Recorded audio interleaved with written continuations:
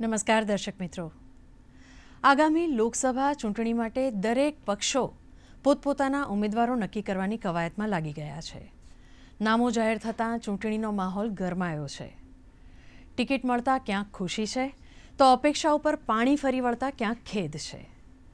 આયારામ ગયારામની પરિસ્થિતિ વચ્ચે ક્યાંક રોષ છે તો ક્યાંક અસંતોષની જ્વાળાઓનો આક્રોશ છે.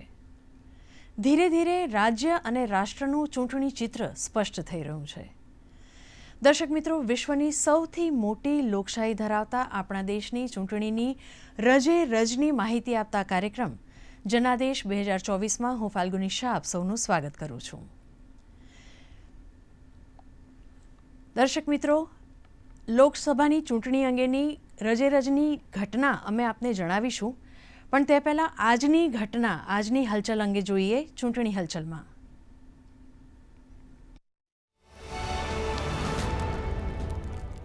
બિહારની લોકસભાની બેઠકની વહેંચણી અંગે મહાગઠબંધનના નેતાઓએ સંયુક્ત પત્રકાર પરિષદમાં સત્તાવાર કરી જાહેરાત. પૂર્ણિયા અને હાજીપુર સહિત 26 બેઠકો પર રાષ્ટ્રીય જનતા દળ લડશે ચૂંટણી, તો કિશનગઢ અને પટના સાહેબ સહિત 9 બેઠક પર કોંગ્રેસ ઉતારશે ઉમેદવાર અને બાકીની 5 બેઠકો ડાબેરી પક્ષોને ફાળવવામાં આવી. महागठबंधन के जिन घटक दलों को जो सीटें निर्णय लिए गए लड़ने के लिए, उसकी सूची Indian National Congress Kishanganj, Katihar, Bhagalpur, Muzaffarpur, Samastipur, West Champaran, Patna Sahib, Sasaram, Maharajganj. Rashtriya Janata दल गया, नवादा, जहानाबाद, औरंगाबाद, बक्सर, पाटलिपुत्र, मुंगेर, सीतामढ़ी, वैशाली, सारण, सीवान, गोपालगंज, उजियारपुर, दरभंगा, मधुबनी, झंझारपुर, सुपौल, मधेपुरा, पूर्णिया, अररिया, हाजीपुर. AIMIM હવે બિહારના કારાકાટ, પાટલીપુત્ર, શિયોહર, દરભંગા, ગોપાલગંજ સહિત 16 લોકસભા બેઠક પરથી લડશે ચૂંટણી. પાર્ટીના પ્રદેશ અધ્યક્ષ અખ્તરુલ ઇમાને કહ્યું, AIMIM રાજ્યમાં વધુ 5 બેઠક પર તેના ઉમેદવારો ઊભા કરશે. AIMIMના આ નિર્ણયથી INDI ગઠબંધનની વધી શકે છે મુશ્કેલીઓ. ઉત્તર પ્રદેશના બાહુબલી નેતા અને 5 ટર્મના ધારાસભ્ય મુખ્તાર અંસારીનું કાર્ડિયાક એરેસ્ટેટના કારણે થયું અવસાન. તેના મૃત્યુને લઈને ઉત્તર પ્રદેશમાં કલમ 144 લગાવવામાં આવી. સમાજવાદી પાર્ટી અને બહુજન સમાજવાદી પાર્ટીએ અંસારીની મોતની ઉચ્ચ સ્તરીય માંગણી કરી તપાસ. ભાજપના ધારાસભ્ય સામે થયેલી હાર અંસારી પચાવી શક્યો ન હતો અને વર્ષ 2005માં કૃષ્ણાનંદ રાયની કરી હતી હત્યા. તમિલનાડુના ભાજપ અધ્યક્ષ અને લોકસભાના ઉમેદવાર કે અન્નામલાઈની ઉમેદવારી રદ કરવા માટે ડીએમકે અને AIDMK ચૂંટણી પંચમાં કરી અપીલ.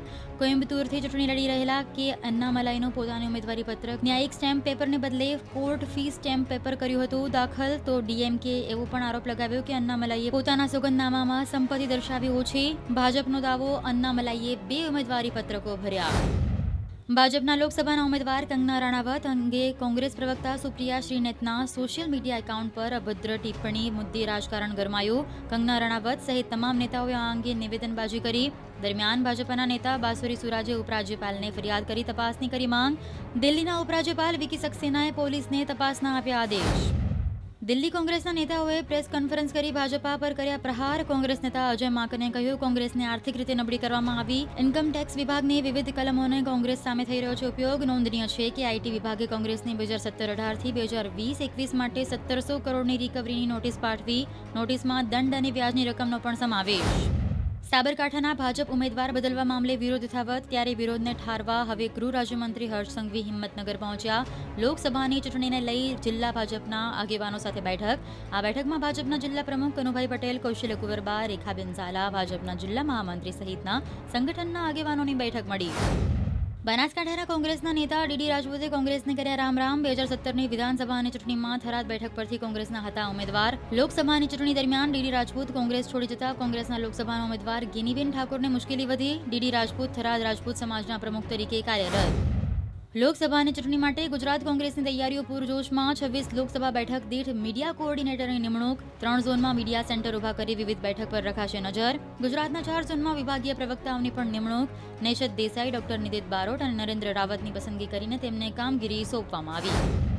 અમરેલી લોકસભાની ચૂંટણી પહેલા કોંગ્રેસમાં ભંગાણ. અમરેલી ભાજપમાં ભરતીત મેળો યથાવત. બગસરા શહેર કોંગ્રેસ પ્રમુખ ચિરાગ પરમાર અને કારોબારી સભ્યોએ આપ્યા રાજીનામા. ધારાસભ્ય જેવી કાકડિયાની ઉપસ્થિતિ વચ્ચે કોંગ્રેસ પ્રમુખ ચિરાગ પરમાર ભાજપામાં જોડાયા. પ્રમુખ સાથે કોંગ્રેસના કારોબારી સભ્યો પણ ભાજપમાં જોડાયા. અમદાવાદના નાગરિકો માટે વોટર્સ હેલ્પલાઇન 1950 મદદરૂપ અને માર્ગદર્શક. 1950 હેલ્પલાઇનના માધ્યમથી અત્યાર સુધીમાં 1695થી વધુ ફોન કોલ દ્વારા નાગરિકોને સંતોષકારક સમાધાન મળ્યું. અમદાવાદ જિલ્લા ચૂંટણી તંત્ર દ્વારા 24/7 કાર્યરત હેલ્પલાઇન નંબર પરથી ચૂંટણી કાર્ડ અને મતદાર યાદી સહિતના નાગરિકોને મૂંઝવતા પ્રશ્નોના મળી રહ્યા છે જવાબ. લોકસભા ચૂંટણી અંતર્ગત અમદાવાદ પશ્ચિમ બેઠક માટે એલિસબ્રિજ અને જમાલપુર ખાડી વિધાનસભા મત વિસ્તારના પ્રિસાઇડિંગ અને પોલિંગ ઓફિસર માટેના તાલીમ વર્ગ યોજાયા. જિલ્લા ચૂંટણી અધિકારી અને કલેક્ટર પ્રવીણા ડીકે આ તાલીમ વર્ગની મુલાકાત લઈને માર્ગદર્શન આપ્યું. તેમજ મતદાન પ્રક્રિયા પૂર્ણ થયા સુધીની તમામ કામગીરી ગંભીરતા અને જવાબદારીપૂર્વક કરવા અનુરોધ કર્યો. પ્રચાર માધ્યમો માટે એક્ઝિટ પોલ અને ઓપિનિયન પોલ સંદર્ભે ચૂંટણી પંચ દ્વારા માર્ગદર્શક સૂચનાઓ જાહેર. ગુજરાતમાં તારીખ 19 એપ્રિલ 2024થી એક્ઝિટ પોલ પર પ્રતિબંધ તેમજ ગુજરાતમાં મતદાનનો સમય પૂરો થતો હોય તે સમય પૂર્વેનો 48 કલાક દરમિયાન ઓપિનિયન પોલ પર પણ પ્રતિબંધ રહેશે.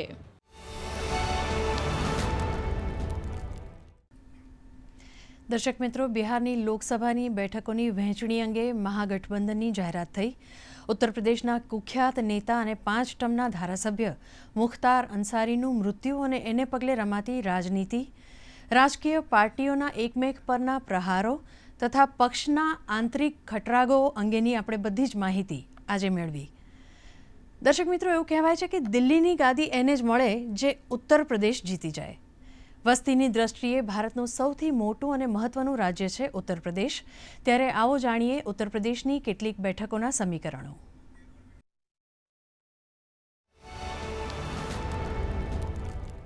લોકસભાની ચૂંટણી નજીક છે. સમગ્ર દેશની નજર ઉત્તર પ્રદેશ પર છે. 543 લોકસભા બેઠકમાંથી સૌથી વધુ 80 યુપીમાં છે અને કહેવાય છે કે દિલ્હીનો રસ્તો ઉત્તર પ્રદેશમાંથી પસાર થાય છે.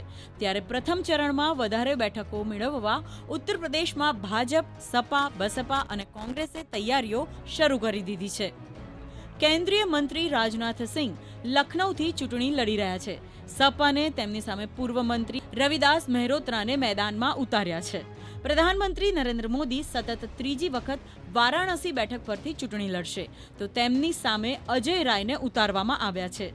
જ્યારે પ્રથમ તબક્કામાં જ્યાં ચૂંટણી છે એવી પીલીભીત બેઠક પરથી વરુણ ગાંધીને બદલે જીનિત પ્રસાદને ઉતારવામાં આવ્યા છે. ત્યારે વરુણ ગાંધીએ પત્ર લખીને પીલીભીતના નાગરિકો સમક્ષ લાગણી વ્યક્ત કરી છે.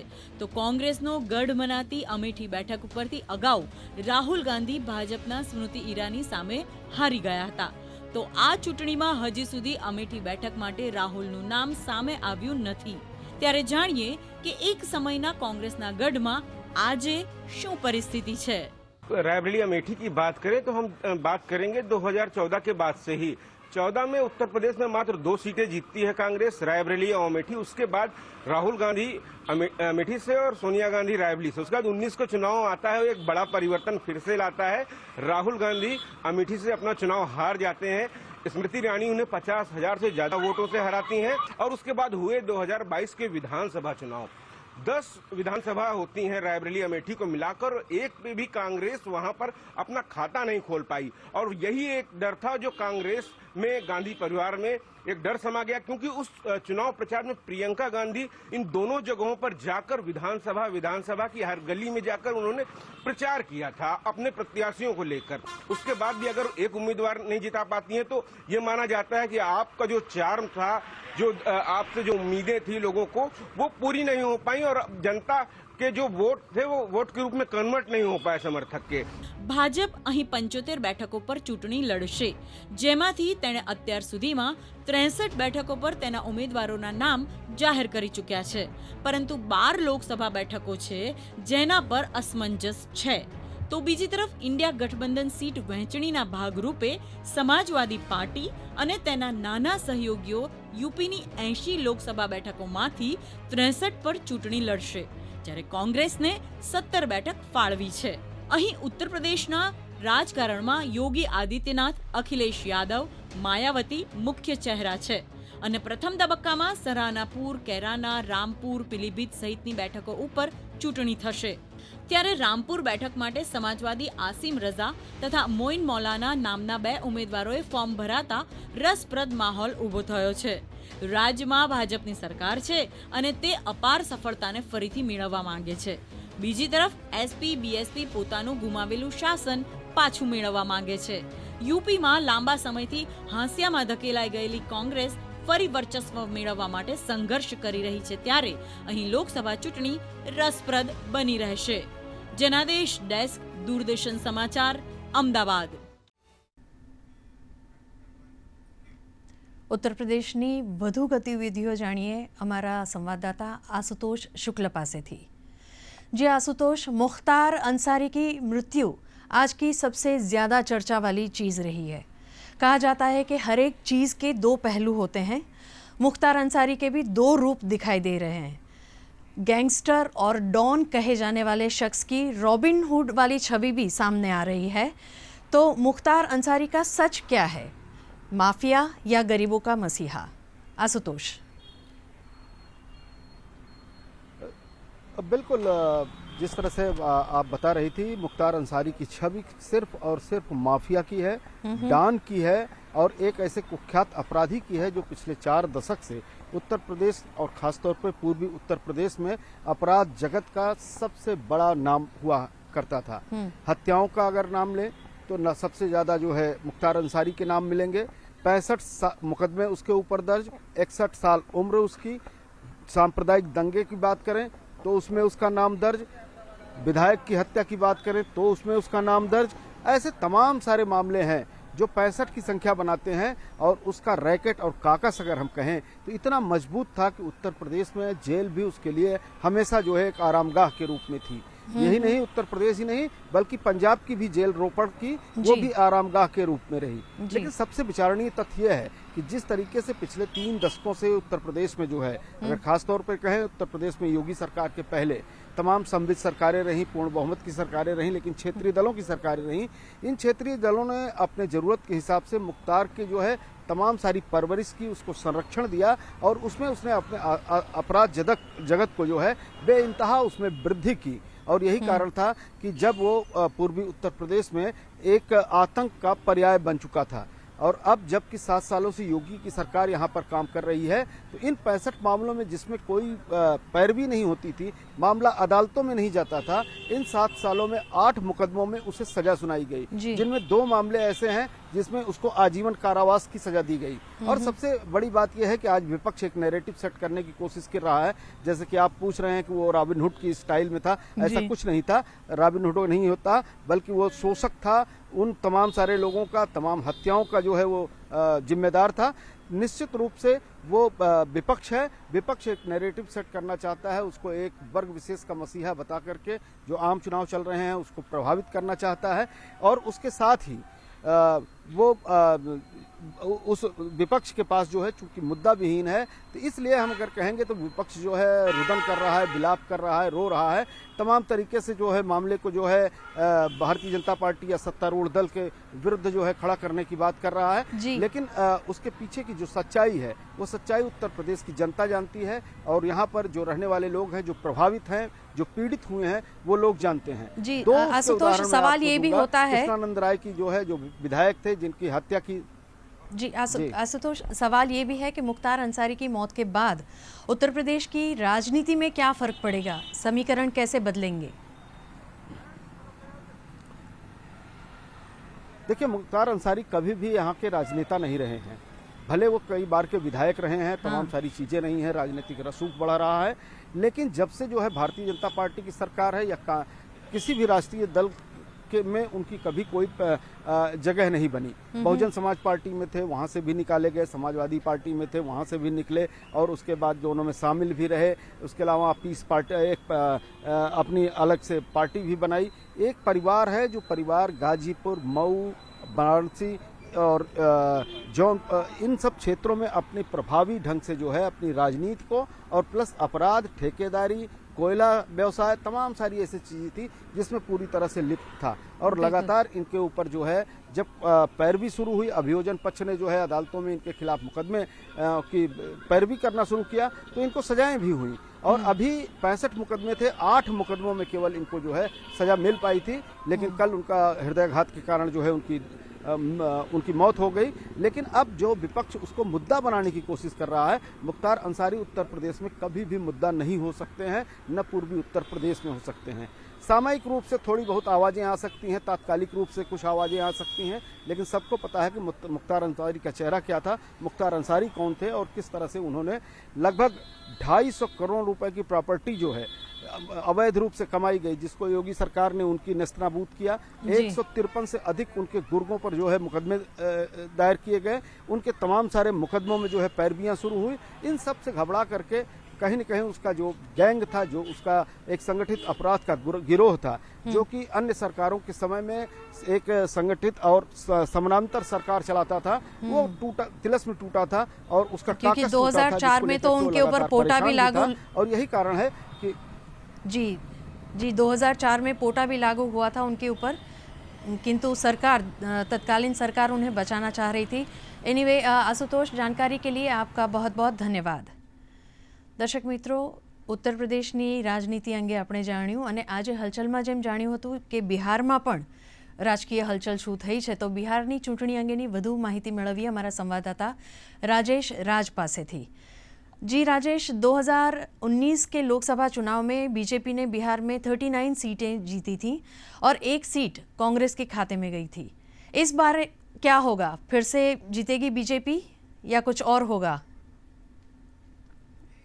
देखिए, ये कहना अभी बहुत जो है प्रीमेच्योर है, क्योंकि जिस तरीके से भारतीय जनता पार्टी ने अपने पुराने कई उम्मीदवारों के टिकट काटे हैं, कई नए चेहरों को मौका दिया है, वहीं पर जनता दल यूनाइटेड ने अपने पुराने चेहरों पर ही दाव लगाया है। लेकिन राष्ट्रीय जनता दल की बात करें तो राष्ट्रीय जनता दल ने अपने सामाजिक समीकरणों को साधते हुए जिस तरीके से अपने पुराने जो उनके महारथी चेहरे थे उनको भी चुनाव मैदान में उतारा, और इसके अलावा बहुत सारे जो नए चेहरे थे उस पर एक बार फिर दांव पर लगाया है उनको।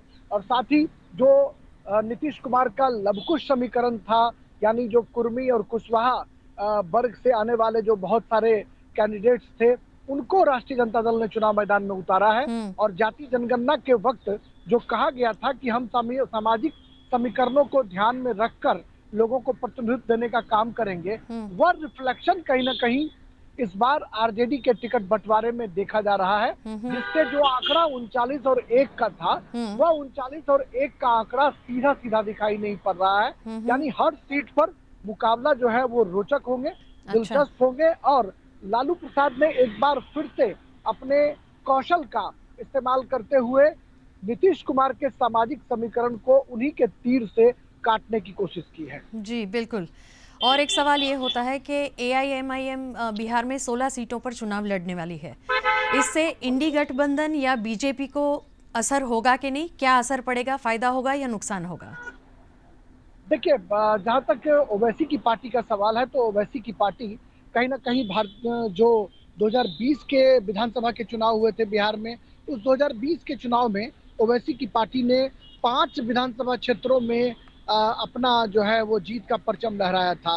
तस्लीमुद्दीन, जो कभी केंद्रीय गृह राज्य मंत्री होते थे, यूपीए 1 की सरकार में लालू प्रसाद के विश्वस्त थे, उनके जो बेटे हैं शाहनवाज, वो भी आरजेडी का टिकट नहीं मिलने पर जोकीहाट विधानसभा क्षेत्र से उन्होंने ओवैसी की पार्टी से चुनाव लड़ा, अपने बड़े भाई सरफराज को पराजित किया, और उनके अलावा, शाहनवाज के अलावा 5 और विधायकों को जीतने में कामयाबी मिली। हालांकि उन 5 ओवैसी के विधायकों को बाद में तेजस्वी ने तोड़कर उसे आरजेडी में मिला लिया, लेकिन वो जो सफलता उस वक्त मिली थी, उस सफलता से ओवैसी कहीं ना कहीं उत्साहित दिखाई पड़ रहे हैं, और यही वजह है कि उन क्षेत्रों में अपने प्रत्याशी उतारने के लिए वो उतावले नजर आ रहे हैं, जहां पर मुस्लिम वर्चस्व जो है ज्यादा दिखाई पड़ रहा है, जो अल्पसंख्यक मतदाता है उनका रुझान देखने को मिल रहा है, वहां पर वो अपने प्रत्याशी उतारकर कहीं ना कहीं महागठबंधन की धार को कुंद करना चाहते हैं। और जो महागठबंधन के लोग हैं वो उन पर आरोप लगाते रहे हैं कि वो बीजेपी की बी टीम है ओवैसी, तो ऐसे में कहीं ना कहीं जो जी राजेश, आपकी मामला है, जानकारी के वो लिए वैसे आपका दिखाई बहुत पड़ बहुत धन्यवाद। हम आपसे फिर से बात करते रहेंगे। દર્શક મિત્રો, દેશના ઉત્તર પૂર્વ વિસ્તારમાં આવેલું મણિપુર રાજ્ય તેની સુંદરતા માટે પ્રખ્યાત છે. આ રાજ્ય સુંદર ટેકરીઓ અને તળાવોથી ઘેરાયેલું છે. ત્યારે શું છે મણિપુરના સમીકરણો, જાણીએ અમારા આ ખાસ રિપોર્ટમાં.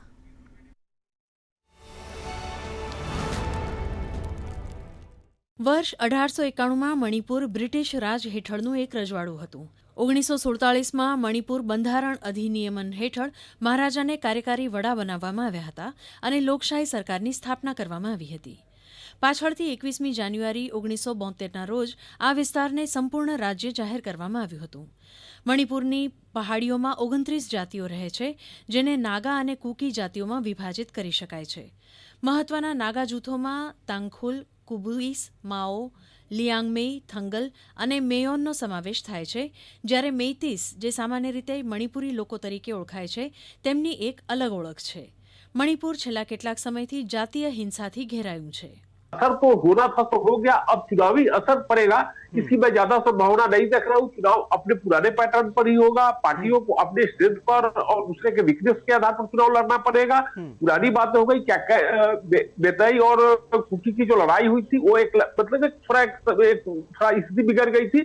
उसको समय रहते भारत सरकार ने और स्टेट गवर्नमेंट ने बहुत अच्छे ढंग से समय रहते उसको एक कंट्रोल किया. तो उसके आधार पर हम आगे बढ़ रहे हैं और इलेक्शन अब वहां की स्थिति समान हो चुकी है और इलेक्शन अच्छे और डेवलपमेंट के एजेंडा पर ही इलेक्शन होगा. ઉત્તર પૂર્વના રાજ્યમાં ભાજપની આગેવાની હેઠળની એનડીએ સરકાર છે. એન બિરેનસિંહ રાજ્યના મુખ્યમંત્રી છે. એનડીએમાં ભાજપની સાથે નેશનલ પીપલ્સ પાર્ટી, નાગા પીપલ્સ ફ્રન્ટ અને લોક જનશક્તિ પાર્ટીનો સમાવેશ થાય છે. લોકસભા ચૂંટણીમાં મણિપુરની બંને સીટો માટે 19મી એપ્રિલે મતદાન થવાનું છે. ભાજપાએ લોકસભા ચૂંટણી માટે છઠ્ઠી યાદી જાહેર કરી હતી. ઇનર મણિપુર વિધાનસભા બેઠક ઉપરથી થોનાઓજમ બસંતકુમાર સિંહ પર દાવ લગાવવામાં આવ્યો છે. મણિપુરમાં મતદારો વિશે વાત કરીએ તો અહીં 10.46 લાખ મહિલાઓ, 9.79 લાખ પુરુષો અને 239 થર્ડ જેન્ડર્સ મતાધિકારનો ઉપયોગ કરશે. મણિપુરના મુખ્ય રાજનૈતિક દળો છે ભાજપ, કોંગ્રેસ, નાગા પીપલ્સ ફ્રન્ટ એટલે કે એનપીએફ અને સીપીઆઈ. जितनी भी घटनाएं हुए पिछले कुछ महीनों में, मुख्यमंत्री वीरेंद्र सिंह काफी पॉपुलर स्टिल रहे अपनी मेती कम्युनिटी में और जो अपने असेंबली सीट्स की जो टेबल दिखाए थे कि 40 सीट अनरिजर्व्ड है और 19 एसटी हिल्स के लिए और एक एससी के लिए, तो 19 हिल्स इलाका जो है वो प्रीपोंडेंटली वो मेते इलाका नहीं है, बट 40 जो है वो मेते एरिया है और मेते एरिया में अब बहुत सारे बहुत पॉपुलर लीडर रहे हैं और मुझे लगता है उनकी वोट्स या बीजेपी के वोट्स और कंसोलिडेट होंगे आगे जब वोटिंग होते. મણિપુરમાં કુલ 2 લોકસભા બેઠકો છે, જેમાંથી એક સામાન્ય સીટ છે અને અનુસૂચિત જનજાતિ માટે એક બેઠક અનામત છે. લોકસભાની ચૂંટણીને પગલે દેશભરમાં હલચલ મચી રહી છે. 2019ની ચૂંટણીમાં ભાજપાએ મણિપુરમાં એક બેઠક ઉપર જીત મેળવી હતી અને એક બેઠક એનપીએફના ખાતામાં ગઈ હતી, જ્યારે અહીં કોંગ્રેસ અને સીપીઆઈને કોઈ ફાયદો થયો ન હતો. ભાજપાએ અત્યાર સુધીમાં 543 સભ્યોની લોકસભા ચૂંટણી માટે 401 બેઠકો માટે પોતાના ઉમેદવારોની યાદી જાહેર કરી છે. 19મી એપ્રિલથી 1 જૂન વચ્ચે 7 તબક્કામાં ચૂંટણી યોજાવાની છે અને 4 જૂને મતગણતરી થનાર છે. જનાદેશ ડેસ્ક, દૂરદર્શન સમાચાર, અમદાવાદ.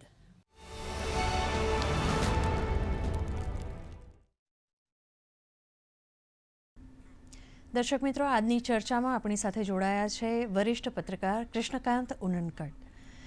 કૃષ્ણકાંતભાઈ, આપને એ પૂછવા માંગીશ કે લોકસભા ચૂંટણી 2024ની તારીખો નજીક આવી રહી છે, ત્યારે કોંગ્રેસમાં હજી ઉમેદવારોને અંગે ચિંતા છે. ઉત્તર પ્રદેશમાં કોંગ્રેસને હજી સુધી મજબૂત ઉમેદવાર મળ્યા નથી. તો જોવાનું એ રહે કે કોંગ્રેસ ઉત્તર પ્રદેશમાં ભાજપને કેવી રીતે પડકાર આપી શકશે. કૃષ્ણકાંતભાઈ.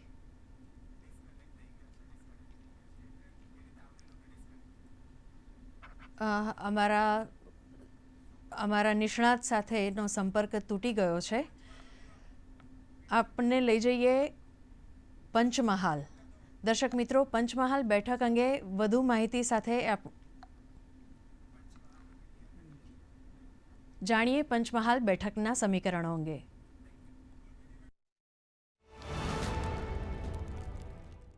ભાજપ ફરી પંચમહાલ લોકસભા બેઠક પર જીતની બાજી લગાવવા માટે એડી ચોટીનું જોર લગાવશે, ત્યારે કોંગ્રેસ પર બેરોજગારી અને ખેડૂતના પ્રશ્નોને લઈને પ્રચારમાં મત મેળવવાનો પ્રયત્ન કરે તો નવાઈ નહીં. પંચમહાલ લોકસભા બેઠકમાં પંચમહાલ, મહીસાગર અને ખેડા જિલ્લાનો વિસ્તાર આવે છે. પંચમહાલ જિલ્લાની ગોધરા, કાલોલ, મોરવા હડફ, શહેરા વિધાનસભા બેઠકનો સમાવેશ થાય છે.